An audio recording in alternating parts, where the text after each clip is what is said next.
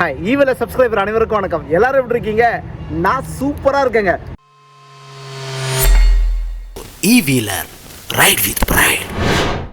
Bus நம்ம வந்து electric charging ஸ்டேஷனில் கொண்டு போய் வெஹிக்கிளை சார்ஜ் பண்ணுறோம். என்ன இங்கெல்லாம் வந்து நம்மளோட வெஹிக்கிளுக்கு பாதுகாப்பாக இருக்கா? அவங்க கரெக்டான லோடு தான் கொடுக்குறாங்களா? கரெக்டான எனர்ஜி தான் டெலிவரி ஆகுதா? வோல்டேஜ் கரெக்டான வோல்டேஜில் வருதா? இதெல்லாம் வந்து அந்த ஆப்பில் மற்ற விஷயங்களில் காட்டுது. ஓகே, இவ்வளோ ஆம்ஸில் சார்ஜ் ஆகுது, இவ்வளோ வோல்டேஜ் இருக்குது, 365 வோல்டேஜ் இருக்குது. என்ன அதே மாதிரி உங்களுக்கு வந்து 30 கிலோவாட், 60 கிலோவாட், 120 கிலோவாட்னு சொல்கிறாங்க. பட் நம்மளுடைய வெஹிக்கிள் வந்து இதுக்கெல்லாம் கேப்பபிலிட்டி இருக்கா? எத்தனை வருஷம் பழமையான வெஹிக்கிள்? பேட்டரியோடைய ஹெல்த் என்ன? இப்போ எப்படி இருக்குது? இதெல்லாம் தாங்குமா? சில வருஷங்கள் கழிச்சு பேட்டரிலாம் வந்து டிகிரேட் ஆகிட்டே இருக்குது. டிகிரேட் ஆக உள்ள அதனுடைய தன்மைகளை இழக்குது.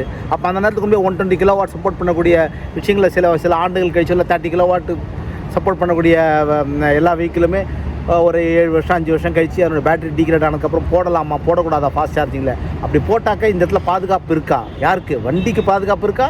அதில் இந்த மாதிரி பெட்ரோல் பங்க் மாதிரி இருக்கிற இடத்துல அவங்களுக்கு பாதுகாப்பு இருக்கா? மற்றவங்களுக்கு மற்றவங்களுக்கு எந்த பிரச்சனையும் வரவே வராதுன்னு எந்த உறுதிமொழி இருக்குது?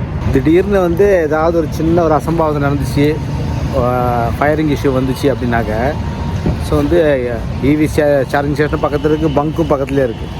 அது வந்து பெட்ரோல் அணைக்கிறதுக்குன்னா அவங்க ஒன்றா அந்த ஃபயரிங் இது வச்சுருக்காங்களே தவிர, பட் அது வந்து லித்தியம் அணைக்கிறதுக்குன்னு தனியாகவே ஒரு கெமிக்கல் இருக்குது. அந்த ஃபயரிங் இது எக்ஸாஸ்ட் தான் வந்து யூஸ் பண்ணணும் அவங்க. அது இங்கே கிடையாதுன்னு சொல்ல வரும். ஷெல்லில் இந்த இடத்துல இல்லை, வேறு எங்கே வச்சுருக்கீங்கன்னு தெரியாது.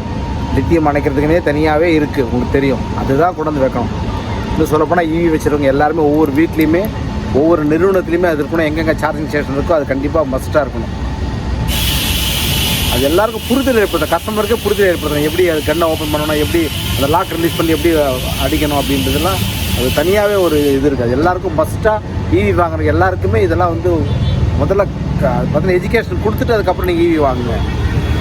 எல்லாமே சொல்லித்தரணும், அதான் மெயின். எனக்கு யாராவது இப்படி ஒரு வாய்ப்பு கொடுத்தீங்கன்னா நிச்சயமாக அதை பப்ளிக்கு நான் வந்து சொல்ல தயாராக இருக்கேன். ஸோ வந்து இன்றைக்கி தீயணைப்புத்துறை தான் செய்யணும்னு இல்லை, அது ப்ரைவேட்டில் உள்ளவங்க எவ்வளோ பேர் வந்து இது சம்மந்தமான விஷயங்கள் வந்து ஷாப் வச்சு டீல் பண்ணுறீங்க. கோயம்புத்தூர் இருக்கீங்க, வெளியெலாம் இருக்கீங்க, சென்னையில் இருக்கீங்க, ஃபயர் எக்ஸாஸ்ட் விற்கிறவங்க நிறைய பேர் இருக்காங்க. ஸோ வந்து அவங்களாம் சின்னதாக ஒரு கூப்பிட்டு பண்ணால் யார் மூலியமாக, அது எங்கிட்டன்னு இல்லை, யார் மூலியமாக வெளிப்படுத்தினா நல்லாயிருக்குன்னு சொல்ல வரேன் நான். இன்றைக்கி வந்து பாதுகாப்பு இல்லாமல் நிறைய பேட்டரி அசம்பிளிங்லாம் பண்ணுறாங்க வெளியே. எதுக்கு? சோலாருக்கு, யூபிஎஸ்க்கு, அதெல்லாம் அங்கெல்லாம் கூட அது முக்கியமாக இருக்கணும்.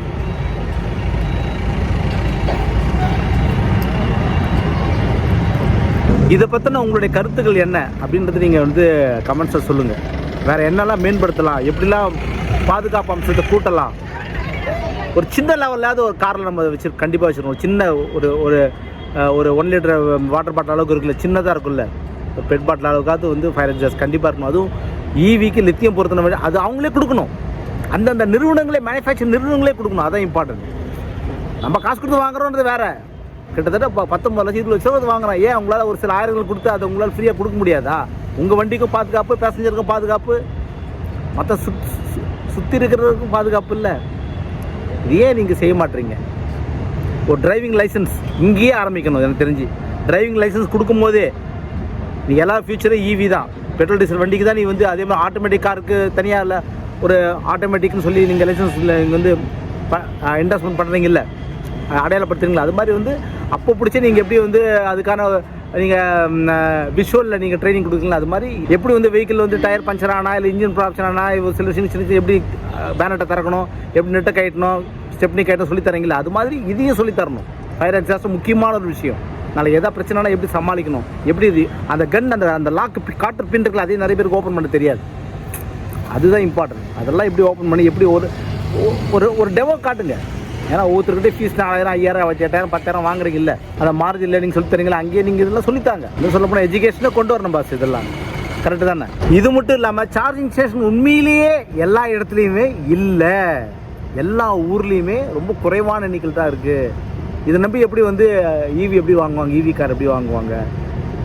டிசி ஃபாஸ்ட் சார்ஜிங் இருக்குது இல்லைன்னு சொல்ல. ஆனால் அந்த ஒரு 15 ஹவர்ஸ் ஒர்க் ஆகல 15 ஹவர்ஸ் பிளக்காவது கொடுங்க, நாங்கள் எங்களோட சார்ஜ் பண்ணிக்கணும்னு நிறைய பேர் சொல்லிருப்பேன் நான். அது கூட பண்ணாமல் இருக்கீங்க. சின்ன விஷயம் கேட்குறோம், அதெல்லாம் பண்ணி கொடுங்க.